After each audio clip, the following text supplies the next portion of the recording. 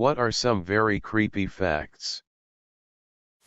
There is a genetic disease called fibrodysplasia ossificans progressiva. When tissue is damaged, it is replaced with bone.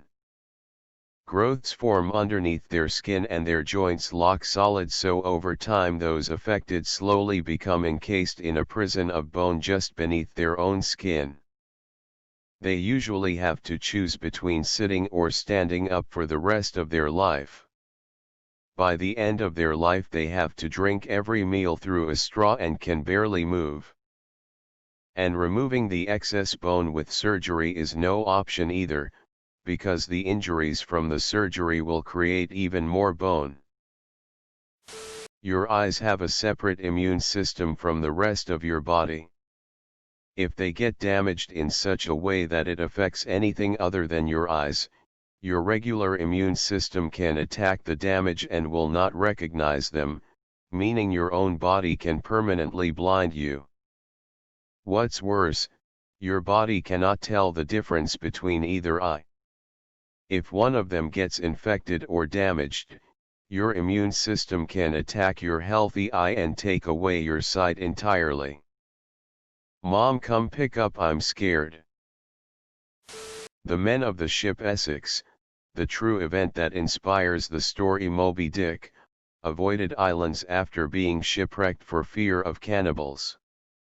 The islands were settled and landing there would have brought salvation to the survivors.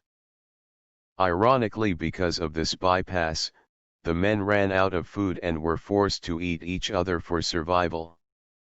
You know what's even creepier? 2 of the sailors were later rescued by an American ship. They were alone at sea for so long and had to cannibalize their crewmates to survive. When they saw their rescuers, they immediately stashed bones in their pockets.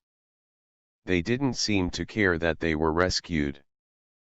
They were obsessed with the bones of their fallen crewmates, so they can suck on the bone marrows. Even after they were on board the ship, they refused to depart from the bones and would even attack anyone who would come close. Rosemary Kennedy was JFK's sister. She suffered from oxygen deprivation at birth, and that unfortunately stunted her mental growth. She had a pretty decent childhood, but as she grew older she began to act out. Afraid that her behavior would risk his political career, her father, Joseph, agreed to have her lobotomized. Her mother, Rose, was against it and forbade him from doing it.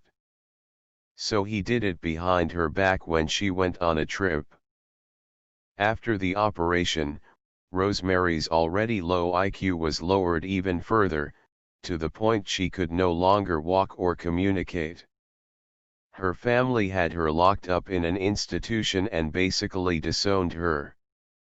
They never visited and never publicly acknowledged her anymore. Rosemary died at the age of 86. Her mother never forgave her husband for what he had done. It's unknown if she had that low of an IQ, though she did have some brain damage at birth. She was functional enough to read and write, and part of the reason she was lobotomized may have involved sleeping around and being defiant. She had an active social life.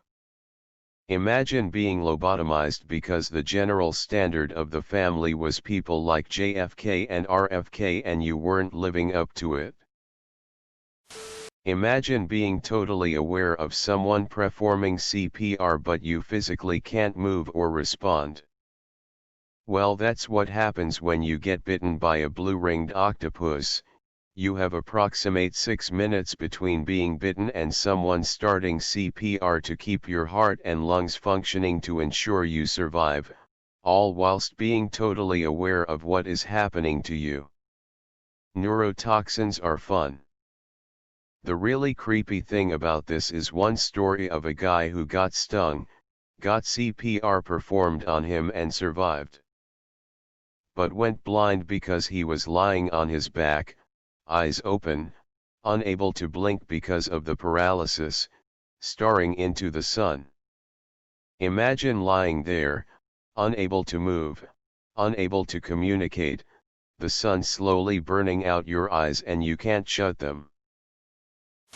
There's a spider that gives you a 3H long boner, before you die from its bite. Edit, the boner it gives you is very painful. Die hard. If it bites you, you might as well dick slap it into next week. Female mummies in ancient Egypt were always more decomposed than their male counterparts. They discovered that this was because male bodies were embalmed a lot sooner than female bodies. Female bodies were kept at the family home until they started to decompose in order to avoid necrophilia at the embalmers. Is she ready to go to the embalmers? No, she's still pretty sexy. Hearing is the last thing to go after you die. You just might hear the paramedics and firefighters call off CPR. You know. That's actually kinda nice. You know that if ever you have someone dying in your arms, they're hearing you as they die. You know comforting them is working. Unless they have hearing damage. Mount Everest is covered in frozen corpses because removing them is very unsafe and time-consuming. They are easily viewed from the climbing routes and some are used as trail markers. What's odd is that although the bodies are prominent, in some cases there is no consensus on their identity. Like over the years, two different people with a similar description didn't return from their Everest climb, and we know the body is probably one of them, but not sure which. Or is it more creepy that some of the bodies are indeed identified, and somewhere out there is a family who knows full well that their loved one's remains are a landmark on the world's most famous mountain? One reason that crows and ravens are associated with death is because they would often follow armies as they marched to battle. Being both carrion birds and extremely intelligent, they realized that a large group of armed men marching on one direction meant that there would be a tasty meal of corpses to eat soon afterwards.